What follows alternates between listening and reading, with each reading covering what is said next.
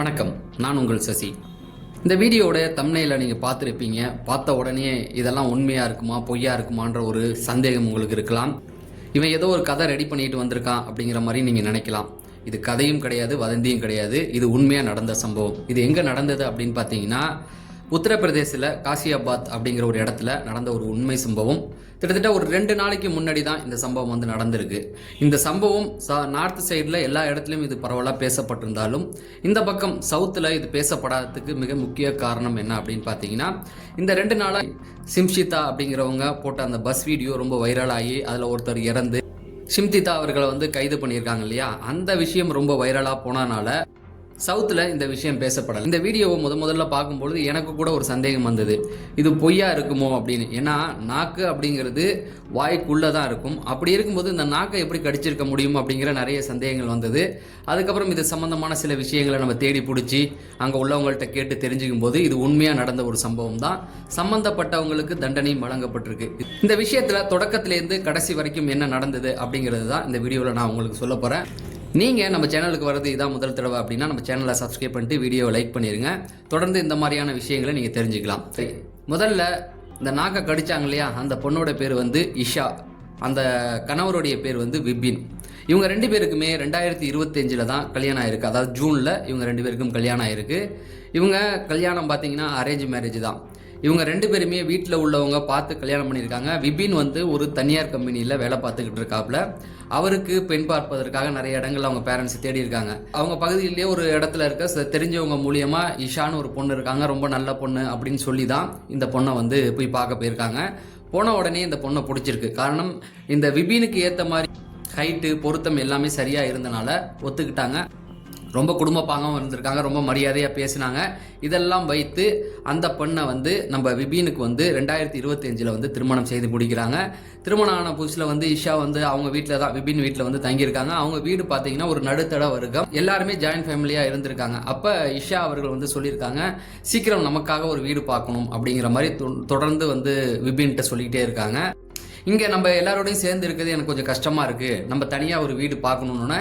அப்போ விபினுடைய வீட்டில் என்ன நினச்சிருக்காங்க அப்படின்னு பார்த்தீங்கன்னா, சரி கல்யாணம் ஆனோடனே அவங்க கொஞ்சம் ப்ரைவேட்டாக இருக்க நினைப்பாங்க, நம்ம ஏன் தடை பண்ணிக்கிட்டு அப்படின்னு அவங்க வீட்டுக்கு மாடியே வந்து ஒரு ரெடி பண்ணி அந்த மாடியை வந்து கட்டாமல் கொஞ்சம் இருந்திருக்கு. அதை கட்டி நீங்கள் அங்கே போங்க அப்படிங்கிற மாதிரி சொல்லியிருக்காங்க. இது வரைக்கும் இஷா அவர்கள் வந்து அந்த வீட்டில் உள்ள எல்லாத்தையும் மரியாதையாக நடந்திருக்காங்க, ரொம்ப பணிவாக பேசுவாங்க, வீட்டில் கேட்குறது எல்லாருமே செஞ்சு கொடுத்துட்டு தான் இருந்திருக்காங்க. அதுக்கப்புறம் மாடி தனியாக கட்டி, அதாவது ஒரு 2 மாதத்துக்குள்ளே கட்டி மேலே அனுப்புனதுக்கப்புறம் இந்த இஷாவுடைய பேச்சில் ஒரு மாற்றம் தெரியுது. அவங்க நடவடிக்கை வந்து ஒரு மாதிரியாக இருக்குது, மரியாதை இல்லாமல் பேசுகிறாங்க. சில சமயம் வந்து கோவம் தான் பாத்திரத்தெல்லாம் போட்டு உடைக்கிறாங்க. இந்த மாதிரியான விஷயங்கள் தொடர்ந்து நடந்துகிட்டு இருக்கு. அப்போ அந்த விபினுடைய பெற்றோர்கள் என்ன பண்ணுறாங்கன்னா, சரி மருமகன் நம்ம தான் கொஞ்சம் அட்ஜஸ்ட் பண்ணி போகணும் அப்படிங்கிற மாதிரி விட்டுட்டாங்க. விபினுடைய அம்மா வந்து ஒரு நாள் வந்து மாடிக்கு போயிருக்காங்க. அப்போ வந்து இஷா மேலே தான் இருந்திருக்காங்க. அப்போ அவங்க போன உடனே இஷா கேட்டிருக்காங்க, நீ எதுக்கு மாடிக்கு வந்த, நான் என்னுடைய அனுமதி இல்லாமல் நீங்கள் வரக்கூடாது அப்படின்னு மரியாதை இல்லாமல் ரொம்ப பேசியிருக்காங்க. அப்போ அவங்களுக்கு ஒன்றுமே புரியல. சரி மருமக சொல்கிறா, நம்ம எதுவும் பண்ணிக்க வேண்டாம் அப்படின்னு சொல்லிட்டு கீழே இறங்கி வந்திருக்காங்க. அப்புறம் அவங்களுடைய பையன் விபின் வராரு. வந்தவுடனே இதை மாதிரி சொல்கிறாங்க, ஏன் மேலெல்லாம் வரீங்கன்னு கேட்குறான்னு. அது கல்யாணம் ஆன புதுசு அப்படிங்கிறதுனால விபினாலும் அவருடைய மனைவிட்ட போய் அதிகமாக பேச முடியல. அப்படி ஏதாவது பேசினாலும் இதில் நீங்கள் தலையிடாதீங்க, விட்டுடுங்க அப்படிங்கிற மாதிரி சொன்னனால விபினும் இதை வந்து பெருசாக கண்டுக்கல. இப்போ ஒரு நாள் என்னன்னா, ரொம்ப அர்ஜென்ட்டான ஒரு ஒர்க் இருக்குது. அப்போ வந்து இஷாவை வந்து அவங்களுடைய மாமியார் வந்து மேலேருந்து கூப்பிட்றாங்க, கீழேருந்து இஷான்னு. அவங்க வெளியில் வரல, ஆனால் அவங்க மேலே தான் இருக்காங்க. சரி ஒரு குறிப்பிட்ட இதுக்கு மேலே நம்ம மேலே போனால் அவங்க திட்டுவா, அதனால் கூப்பிட்டு பார்த்துட்டு இவங்க சரி மேலேயே போயிடலாம் அப்படின்ட்டு மேலே போகும்போது தான் அவங்களுக்கு ஒரு அதிர்ச்சி காத்திருந்திருக்கு. அங்கே இஷா அவர்கள் மதுபானம் அருந்திக்கிட்டு இருக்காங்க, அதாவது ஆல்கஹால் எடுத்துக்கிட்டு இருக்காங்க. அது மட்டும் இல்லாமல் ஸ்மோக் பண்ணிக்கிட்டு இருக்காங்க. இதை பார்த்து ரொம்ப அதிர்ச்சி அடைஞ்சிட்டாங்க. இதுக்கப்புறம் அவங்கள்ட்ட ஏதாவது பேசினா பிரச்சனை பெருசாக வரும் அப்படிங்கிறதுக்காக அவங்களுடைய மாமியார் என்ன பண்ணுறாங்க, கீழே இறங்கி வந்துடுறாங்க. வந்ததுக்கப்புறம் அவங்களுடைய பையன் விபின் வராரு. விபின்கிட்ட கூப்பிட்டு சொல்கிறாங்க, அதாவது நைட்டு இந்த மாதிரி உன்னுடைய மனைவி இப்படி பண்ணிக்கிட்டு இருக்காப்பா அப்படின்ற மாதிரி போய் சொன்னோன்னே விபின் போய் கேட்குறாரு. முதல்ல அவங்க வந்து இதெல்லாம் பொய்ன்னு அப்படின்னு மறுத்திருந்தாலும், ஆனால் வீட்டுக்குள்ளே விபின் வந்து தேடி பார்க்கும்பொழுது மது பாட்டில்கள், சிகரெட் பாக்கெட் இதெல்லாம் இருந்த உடனே கண்டுபிடிச்சிடுறாரு. அதுக்கப்புறம் இஷா அவர்கள் ஒத்துக்கிறாங்க, ஆமாம் நான் அதெல்லாம் பண்ணுவேன் பண்ணுவேன் தான், அதனால தான் தனியாக நான் ப்ரைவேட்டாக ரூம் கேட்டேன் அப்படிங்கிற மாதிரி நிறைய விஷயங்களும் சொல்லியிருக்காங்க. அப்போ தான் விபினுடைய பெற்றோருக்கும் விபினுக்கும் ஒரு உண்மை புரியுது. அதாவது அடிக்கடி அப்நார்மலாக வந்து பேசுகிறாங்களா மரியாதை இல்லாமலாம், அது வந்து மது அருந்திட்டு வந்து தான் அப்படி பேசியிருக்காங்க அப்படிங்கிறத அவங்களால புரிஞ்சுக்கொள்ள முடியுது. சரி, இதுக்கப்புறமேட்டுக்கு நம்ம வந்து இதை உங்கள் வீட்டில் சொல்லிடுவேன், நீ வந்து இப்படிலாம் பண்ணக்கூடாது அப்படின்னு சொல்லி விபின் வந்து சொன்னதுக்கு அந்த விஷா என்ன சொல்லியிருக்காங்க அப்படின்னு பார்த்தீங்கன்னா, இனிமே நீ இது இப்படி பண்ணினா அப்படின்னா நீ தான் எனக்கு இந்த பழக்கத்தை கற்றுக் கொடுத்த, என்னை ரொம்ப டார்ச்சர் பண்ண அப்படின்னு நான் சொல்லிடுவேன் அப்படிங்கிற மாதிரி மிரட்டியிருக்காங்க. இப்போ இந்த இடத்துல விபின் பயந்துட்டார். ஏன்னா இந்த மாதிரி ஒரு பொண்ணு பண்ணுறா அப்படின்னா கண்டிப்பாக ஒரு ஆண் தான் இதெல்லாம் கற்றுக் கொடுத்துருப்பான் அப்படின்னு இந்த சொசைட்டி நம்பும் இல்லையா, அதனாலேயே அவர் என்ன பண்ணார், பயந்துட்டார். இதில் உண்மை என்ன அப்படின்னு பார்த்தீங்கன்னா, விபின் அவர்களுக்கு எந்த கெட்ட பழக்கமும் கிடையாது, அவர் ஒரு அப்ராணி. சரி, இதெல்லாம் முடிஞ்சதுக்கு அப்புறமேட்டுக்கு வேறு வழியே இல்லாமல் அவங்க குடும்பத்தில் அவங்கள அட்ஜஸ்ட் பண்ணிட்டு இருந்திருக்காங்க. இப்படி நிறைய தடவை வந்து இவங்க இந்த மாதிரியான விஷயங்கள் தொடர்ந்து பண்ணிக்கிட்டு இருக்காங்க. அதுக்கப்புறம் என்ன பண்ணுவாங்க அப்படின்னு பார்த்தீங்கன்னா, மது அருந்திட்டு வந்து ரீல்ஸ் பண்ணுவாங்களாம். அதாவது ரீல்ஸில் ஆடிட்டு அந்த மாதிரியான வீடியோக்கள் போடுவாங்களாம். இதை வந்து விபின் நிறைய தடவை கண்டிச்சிருக்காரு. கண்டிச்சும் அவங்க கேட்காதனால வேறு ஆப்ஷனே இல்லாமல் விட்டுட்டார். சரி, சம்பவம் நடந்த அன்னைக்கு என்ன ஆயிருக்கு அப்படின்னு பார்த்தீங்கன்னா, விபின் வேலை முடிஞ்சிட்டு நைட்டு வீட்டுக்கு வந்திருக்காரு. வந்துட்டு தன் மனைவி இஷாட்ட கேட்டிருக்காரு, என்ன குழம்பு சாப்பாடு போடு அப்படின்னு. முட்டைக்கறி அப்படி குழம்பு அப்படிங்கிற மாதிரி சொல்லியிருக்காங்க.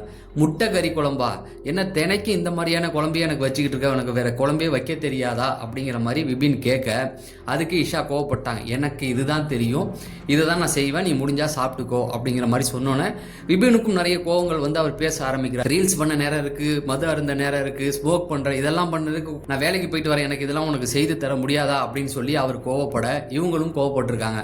ஒரு கட்டத்துக்கு மேலே இவரும் ரொம்ப பேசணுன்னே, மதுவை பற்றி பேசணுன்னு இவங்க என்ன பண்ணியிருக்காங்கன்னா, மதுபானத்தை திரும்ப எடுத்து அருந்த ஆரம்பிச்சிருக்காங்க. ஃபுல்லாகவே குடிச்சிட்டு ஸ்மோக் பண்ண ஆரம்பிச்சிருக்காங்க. இவரும் டென்ஷன் ஆகி கத்த இவங்களும் நிறைய குடிச்சிருக்காங்க. அதாவது ஒரு குறிப்பிட்ட ரேஞ்சை தாண்டி குடிச்சிட்டாங்க. இவங்க குடிச்சிட்டு இவங்க ரொம்ப கத்தினோடனே விபின் பயந்துட்டார். ஏன்னா பக்கத்தில் உள்ளவங்களுக்குலாம் அந்த விஷயம் தெரிஞ்சிடக்கூடாது, இது ஒரு மாதிரி அசிங்கமாக போயிடும் அப்படிங்கிறதுக்காக அவங்கள சமாதானம் பண்ணுறதுக்காக என்ன பண்ணியிருக்காரு, நீ எதுவுமே பண்ண வேணாம், நான் ஆர்டர் போட்டுக்கிறேன், சிக்கன் ஆர்டர் பண்ணி சாப்பிட்டுக்கிறேன். அந்த நேரத்தில் இஷா அவர்கள் தன்னுடைய சுயநலவு இல்லாமல் ஓரளவுக்கு போதை தலைக்கு மேலே ஏறிடுச்சு, தான் என்ன பண்ணுறது அப்படிங்கிறது தெரியாத அளவுக்கு இருந்திருக்காங்க. அதே சமயத்தில் விபின் மேலே அந்த கோபமும் அவங்களுக்கு இன்னும் இருந்துக்கிட்டே இருந்திருக்கு.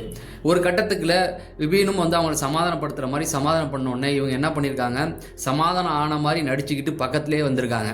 பக்கத்தில் வந்து முத்தம் கொடுக்குற மாதிரி போயிருக்காங்க. இந்த நேரத்தில் விபின் என்ன நினச்சிருக்காரு, சரி மனைவி தானே அப்படின்னு. ஏன்னா இந்த மது அருந்துற இந்த பிரச்சனைகள் அவங்களுக்கு தெரிஞ்சதுக்கு அப்புறமேட்டுக்கு விபினும் இஷாவும் ஒரு கணவன் மனைவி போல் வாழலையாம்.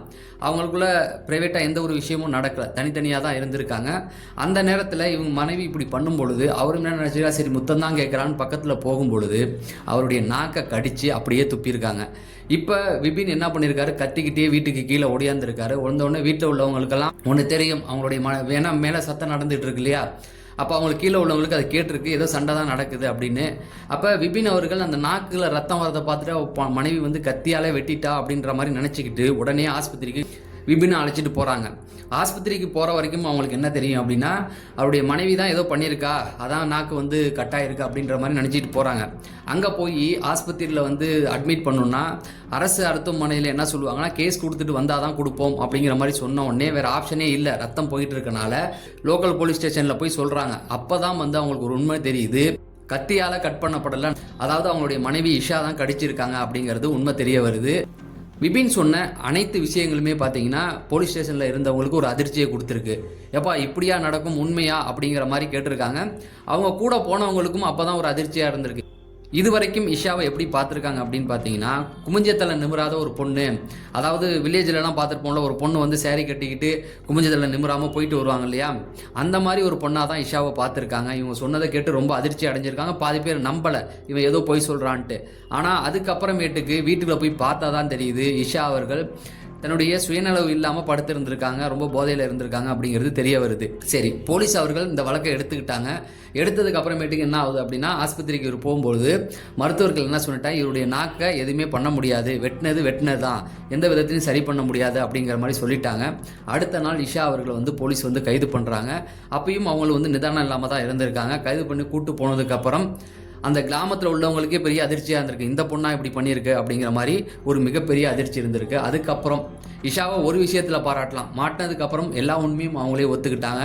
நான் தான் என்னுடைய கணவருடைய நாக்கை கடித்தேன் அப்படிங்கிறதையும் ஒத்துக்கிட்டாங்க. மது போதையில் இருந்த எனக்கு இந்த மாதிரியான பழக்கங்கள் இருக்குது அப்படிங்கிறதையும் ஒத்துக்கிட்டு தெய்வம் மாதிரி இன்னொரு விஷயத்தையும் சொல்லியிருக்காங்க. இது வரைக்கும் கல்யாணம் ஆனதுலேருந்து என் கணவனை வந்து ஒரு 10 தடவைக்கு மேலே நான் அடிச்சிருக்கேன் அப்படிங்கிற மாதிரி உண்மையும் ஒத்துக்கிட்டாங்க. இப்போ அந்த வழக்கு விசாரணைக்கு எடுத்துக்கொள்ளப்பட்டிருக்கு. இவங்களுக்கும் சிறை தண்டனை வழங்கப்பட்டிருக்கு அப்படிங்கிற மாதிரி சொல்கிறாங்க. இந்த சம்பவத்தை பற்றின உங்கள் கருத்துக்களை நீங்கள் கமெண்ட் செக்ஷனில் போடுங்க. நீங்கள் புது ஆளாக இருந்தால் நம்ம சேனலை சப்ஸ்கிரைப் பண்ணிட்டு வீடியோ லைக் பண்ணுங்கள் அப்படிங்கிறத சொல்லி நான் விடைபெறேன்.